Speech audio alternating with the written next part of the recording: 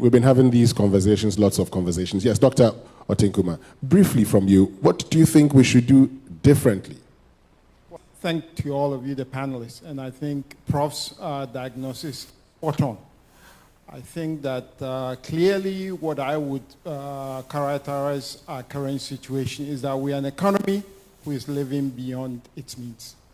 That's what we need to acknowledge, that we are living beyond our means, and that means a couple of things.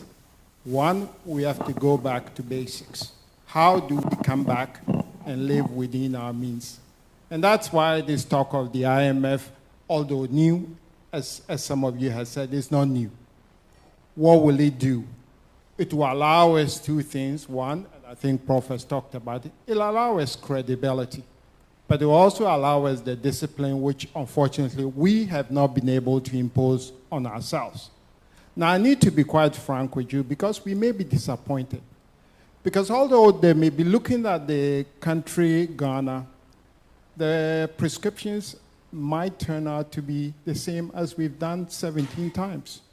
It's the same fiscal, the same monetary, the same exchange rate, and the same structural policies. Why? Because it's an economy which is living beyond the means. You have to try and get back the liquidity that will allow you to go back. So we've talked about deficits, we've talked about high interest rates, we've talked about monetary overhang, and so on and so on. There's nothing new in all this. So that's why I'm saying that you're going to be shocked by what happens. That we're all Ghanaians, everybody's waiting for manna to fall in heaven. All that's going to happen is that we're going to have to tighten our belt. Now, how do we do things differently? I think that for me, from my experience, the way we have to go about it is two things. Because we have had so many programs, and yet when we are having a program, we behave. When we go outside the program, what do? We misbehave. So clearly there is something that we need to institutionalize. I don't know where you put this organization. Maybe extra presidential.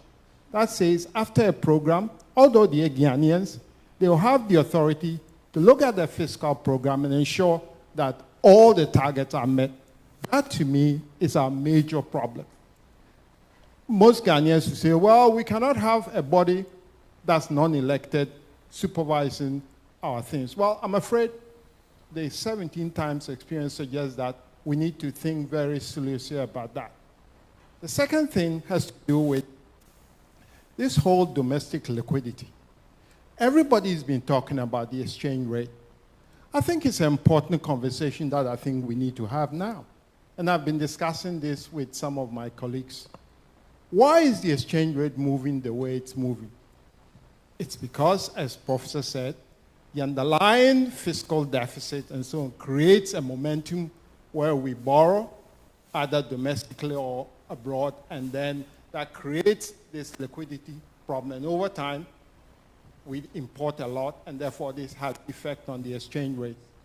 The question that we have to ask ourselves is there a mechanism in the governing system, for example, of the monetary authorities that will allow us to try and control the depreciation? I think we have to have the conversation now. Some people are talking about pegging. But as far as I'm aware, one of the things what we need to consider very seriously is trying to back the issue of currency with foreign exchange. You know, there are several aspects of it. You can have 50%, you can have 20%, but the whole idea of taking this responsibility of willingly creating and printing money has to be looked at very seriously. Okay. Because I think countries that have done that have subjected the creation of money and so on to a system that ensures that the production of money is only consistent with real productive economic activity has to be considered. I only say that because of our experience, because we've shown that we're incapable of doing that. And so I'll stop there with these comments. Thanks. Thank you. For more news, please visit our website, graphic.com.gh, or follow us on Facebook at Daily Graphic and on YouTube and Twitter at GraphicGH. Subscribe now.